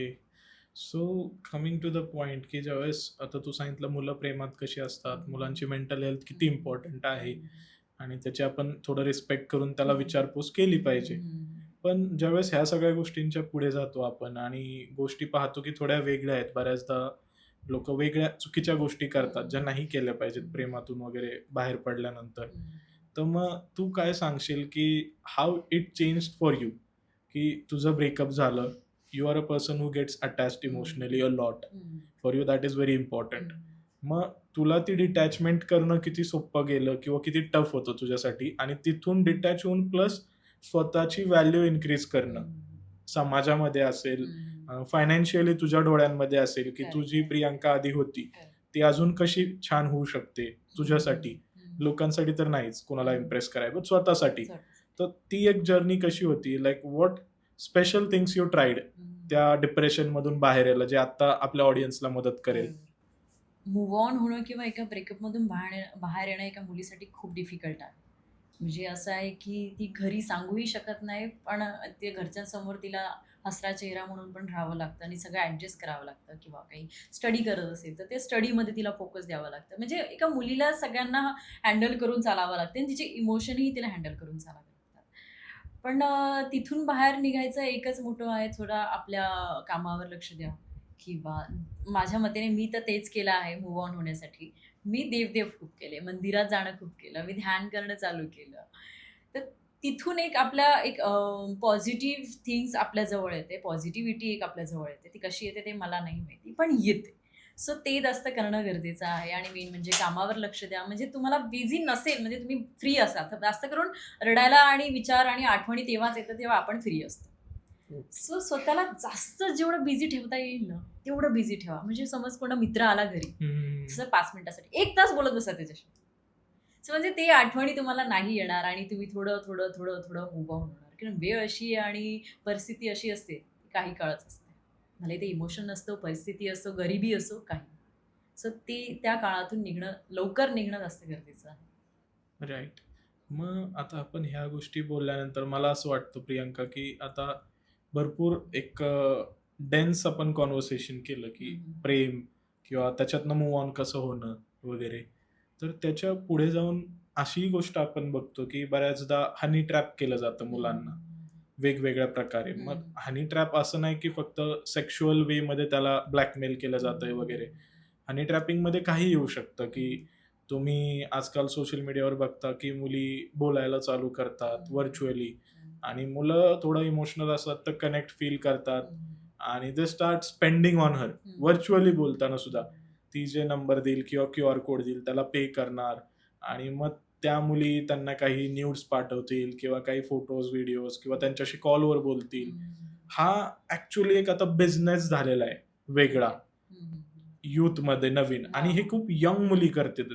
ज्या एज्युकेशनसाठी बाहेर येतात, लांब येतात घरापासून, त्या मुली जास्त करते. तर तुला असं वाटत नाही का, की हा कुठेतरी एक आपण म्हणू शकतो लाइटर व्हर्जन ऑफ प्रॉस्टिट्यूशन आहे, असा प्रकार सुरू आहे हा? आहे. म्हणजे मुलांना असं केलं जातं. इव्हन की जसं जसं आता लोक रील्स काढायला लागलेत हळूहळू. जसे की बोल्ड रील्स काही काही आहेत, काही काही मुली आहेत ते करतात.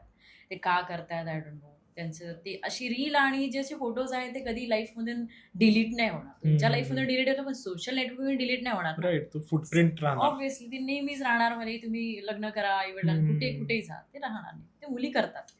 सर काही काही असे आहेत की बोल्ड बोल्ड करता करता त्यांना तसे कमेंट्स येतात की hi sexy, hi beautiful, hi you are so sexy, your body so sexy, your boobs are so big, असे मेसेज येतात. तर त्यांना तसं बोललं जातं की अरे ठीक आहे, मग आपण तुझा नंबर दे, आपण बोलूया. मग चॅटिंगमध्ये मुली बोलतात की एवढं एवढं मला गरजेचं आहे पैसे, just send me the ₹1000 starting from the 1000 500 500 and 1000 low is amount nothing for पासूनच. हा. Every person. सो ते देतात. मग हळूहळू असं म्हणता म्हणता मग 10,000 50,000 1,00,000 इथपर्यंत येतात मुली की अच्छा मी तुझ्यासाठी हे करेल, मी ते करेल, मी आपण मग कधी कधी असे न्यूड फोटो पण पाठवलं जातं मुलींकडून मुलांना. मग त्यांना तसं ट्रॅपमध्ये त्यांना हे करतात की तू मला एवढे पैसे दिले, तेवढे पैसे दिले, असं तसं. मग असं मला तर वाटते असं मुलं नाही करायला हवं.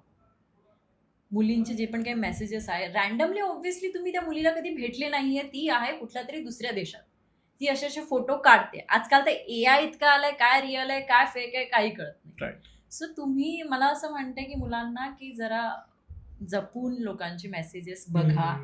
अरे हाय डार्लिंग म्हटल्यावर तरी हाय डार्लिंग काय, तिच्या मागे डार्लिंगच्या मागे काय आहे ते जास्त लक्ष द्या. बरोबर. मग आता आपण असंही पाहतो, की सोशल मीडियावर Insta असेल किंवा कुठलंही माध्यम, YouTubeला मेंबरशिप्स आहेत, Instaला एक सबस्क्रिप्शन Subscription नावाने आलंय. मेंबरशिप ॲक्सेस आलेलं आहे, की एक्सक्लुझिव्ह कंटेंट तुम्ही तिथे पोस्ट करू शकता. क्रिएटर्ससाठी ज्यांना फॉलोअर्स आहेत त्यांच्यासाठी.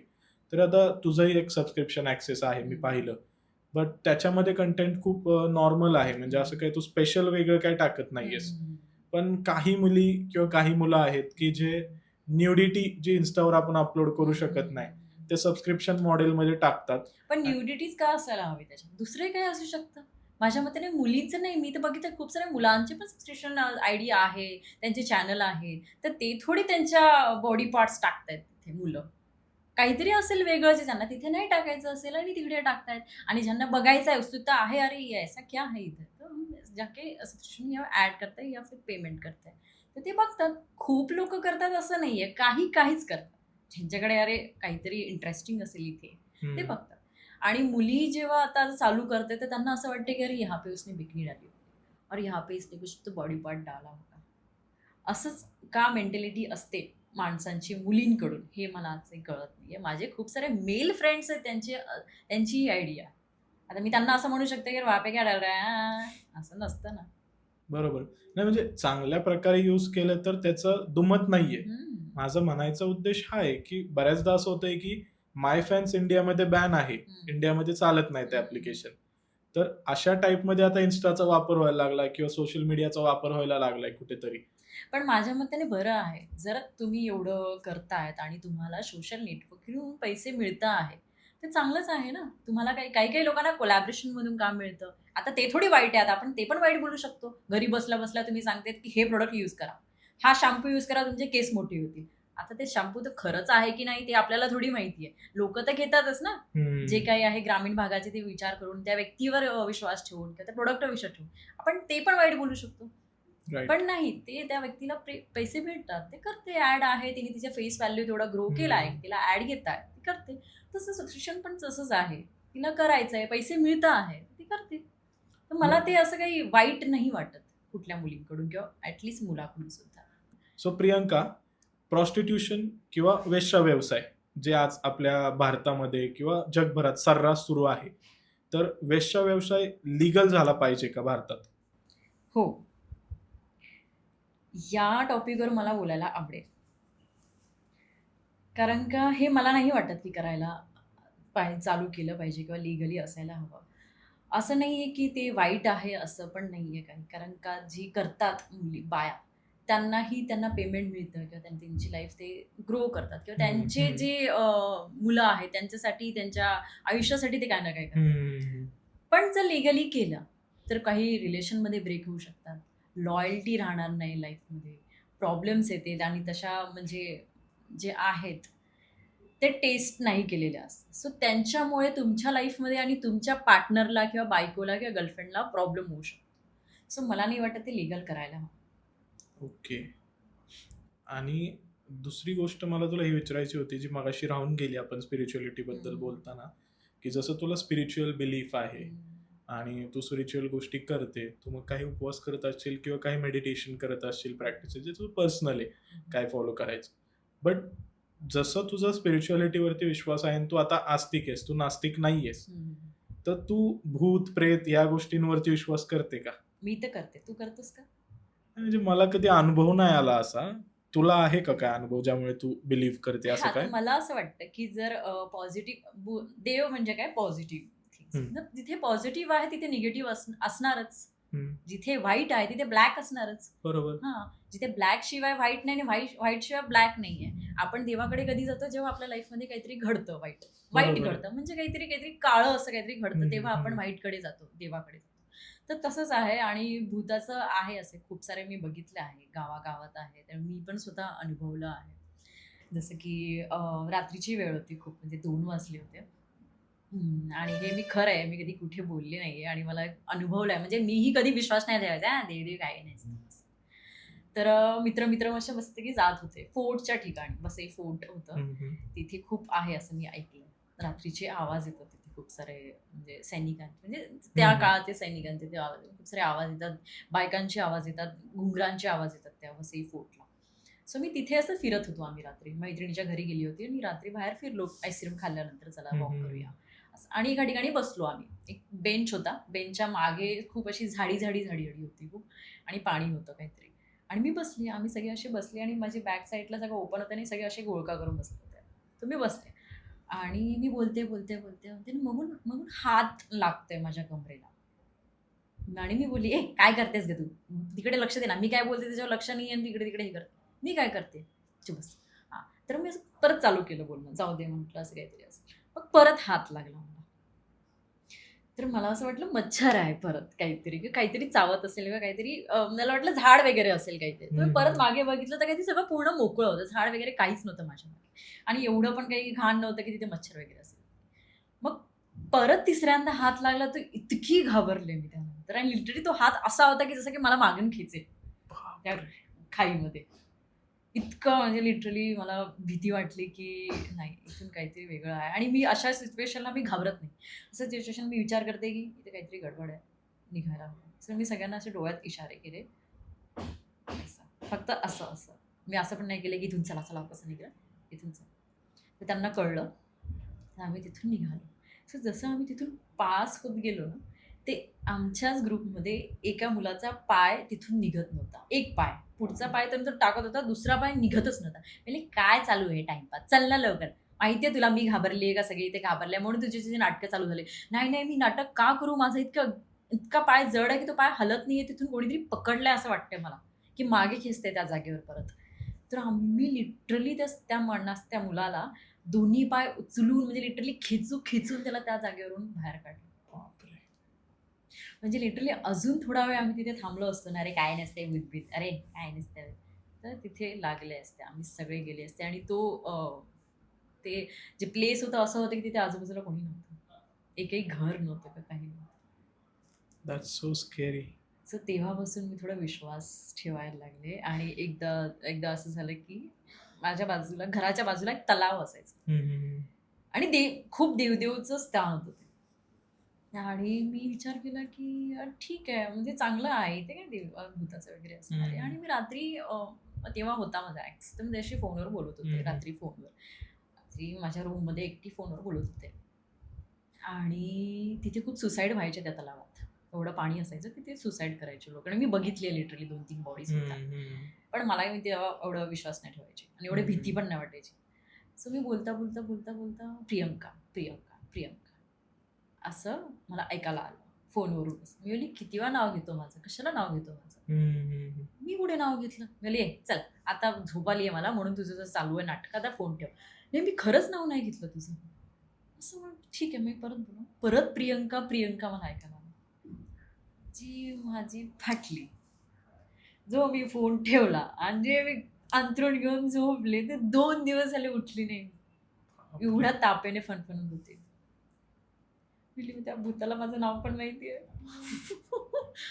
असं तर मी स्ट्रेंज आणि स्केरी आहे खूप जास्त. खूप स्केरी. म्हणजे आपण भूत बघतो हो. पण जेव्हा भूत आपल्या नावाने आपल्याला हाक मारतो तेव्हा आपली किती फाटते विचार करा की कुठेही आपल्याला ते असं जाणवतं की अरे इथे कोणी असेल का, तिथे कोणी असेल का. तर 2 दिवस मी तापेने फणफणत होती त्यानंतर. भयंकर आहे म्हणजे. तर आजही तो दिवस ती रात्र आठवली ना त्याची खूप भीती वाटते की कोणाच्या लाईफमध्ये असं नको आठवायला, मला झोप नाही यायची उगाच विचार करेल मी त्या गोष्टीचा. तर आता थोडंसं इंटरेस्टिंग करूया आपण पॉडकास्टला, कारण मी थोडंसं घाबरलोय आता तुझ्या स्टोरी नंतर ना. बेसिकली आता आपण एक रॅपिड फायर राऊंड करू आणि at the end of the rapid fire round तुला एक छान असं गिफ्ट मिळणार आहे जे आजच्या आपल्या एपिसोडचे स्पॉन्सर आहेत, ज्यांनी आपल्यासोबत असोसिएट केले त्या ब्रँडकडून. सो आता आपण सुरू करतोय Freedo's ultimate comfort presents rapid fire round. Yes will start. So मी तुला क्वेश्चन विचारला की तू इन्स्टंट आन्सर द्यायचं, विल नॉट टेक टाइम.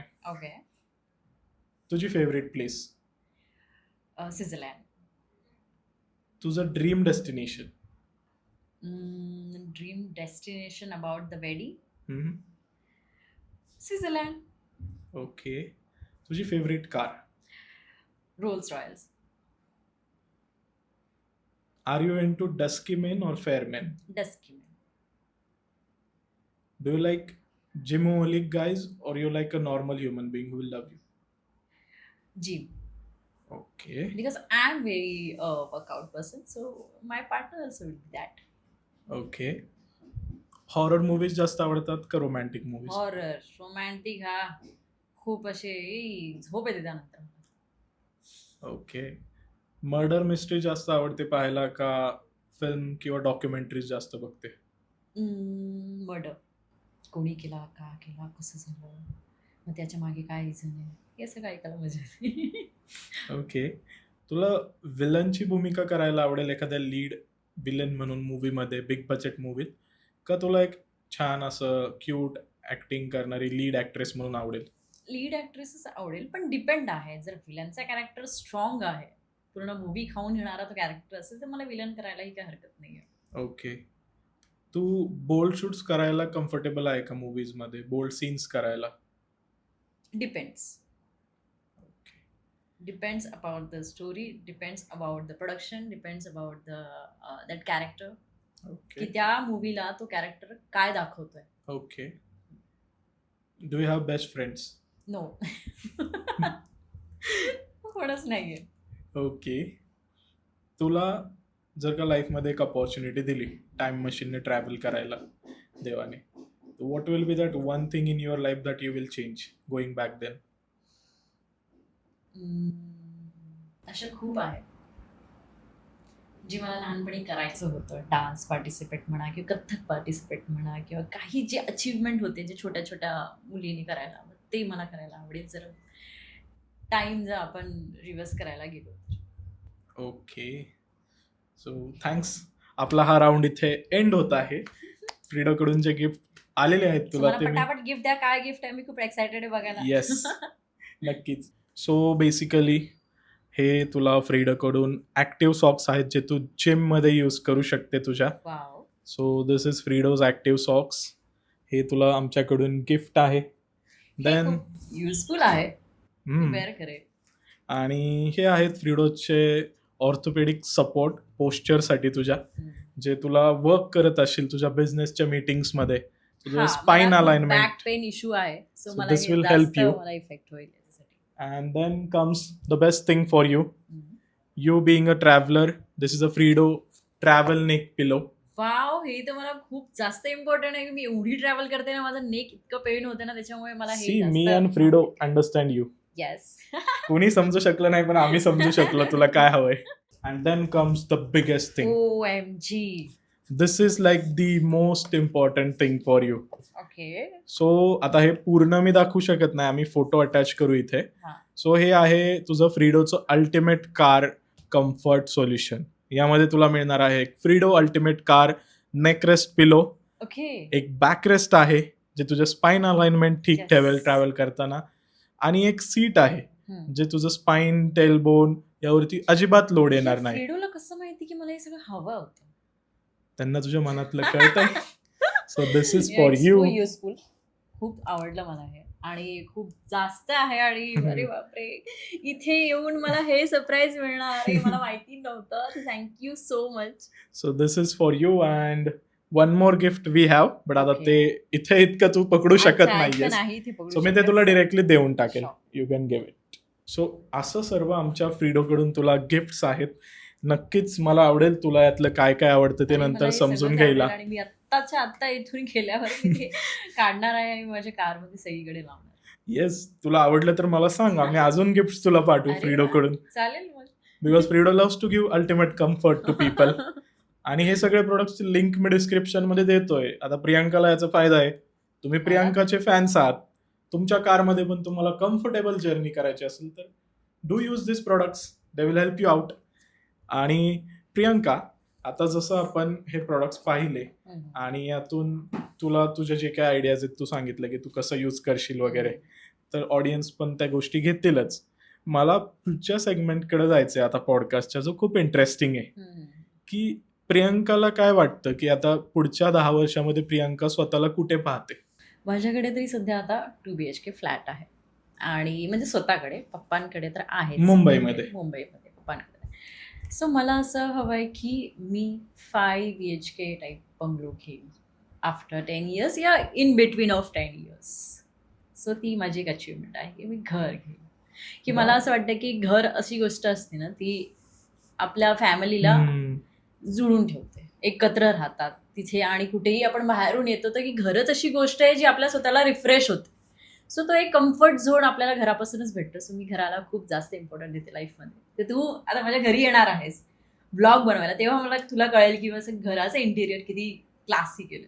नक्कीच. आता तुझ्याकडे पाहून तू जितकी ॲस्थेटिक आहेस, तू जितकी चूजी आहेस, त्यावरून मला माझ्या घराची कळतंय. एक एक फ्रेम मी बनवली आहे, एक एक फ्रेम, एक एक कलर. माझं मंदिर सुद्धा मी तुम्हाला दाखवू शकते, इतकं सुंदर आहे. डायनिंग म्हणा, माझ्या किचनमध्ये आपण जे कुक करणार आहे ते तर खूप क्लासी. बघा, आता तिने प्रॉमिस केलं इन पॉडकास्ट की आपण ते सर्व करणार आहे, तर ती किती प्रॉमिस ठेवते आता तुम्हाला समजेल येत्या काही महिन्यांमध्ये, काही दिवसांमध्येच नक्की.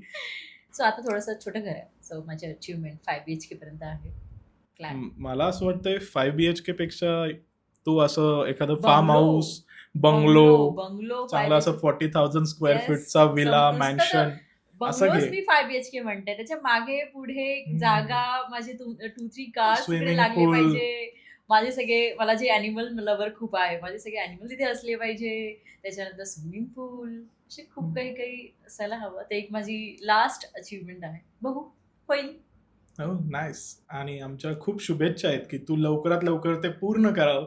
आणि लवकरात लवकर आम्ही अजून अजून अजून एपिसोड तुझ्यासोबत करावे, की आज तुला एक इन्फ्लुएन्सर ऍक्टर मॉडेल म्हणून जसं आम्ही बोलवलं, एक सेलिब्रिटी म्हणून पॉडकास्टला, तर नंतर मला आवडेल की या माझ्या मैत्रिणीसोबत मी तिच्या कंपनीमध्ये, तिच्या ऑफिसमध्ये छान असा वॉक थ्रू व्हिडिओ करतोय आणि तिची सक्सेस जर्नी आम्ही सेलिब्रेट करतोय ॲज अ बिझनेस वुमन. होणार.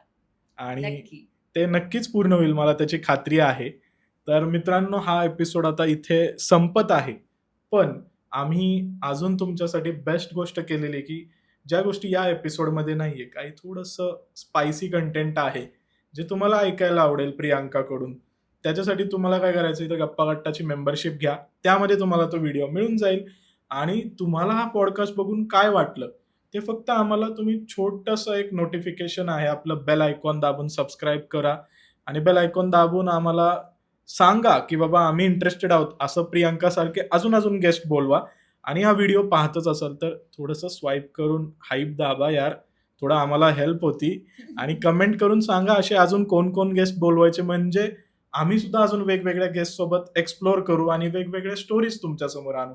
तर do share, like, subscribe and comment so that we can invite Priyanka सारखे अजून वेगवेगळे गेस्ट. आणि प्रियांका सोबत पण आम्ही किती एपिसोड्स करायचे तेही सांगा आम्हाला कमेंट करून. डे विथ माझे प्रियांका तुम्हाला करायचा का? काय अजून जे सिक्रेट आहे ऐकायचे आहेत, सो तेही तुम्ही कमेंट करून सांगा, की आमच्या नेक्स्ट एपिसोडमध्ये आम्हाला प्रियंकाकडून हे ऐकायला जास्त आवडेल. नक्कीच. तर thank you so much. Do subscribe. Bye. See you in next episode.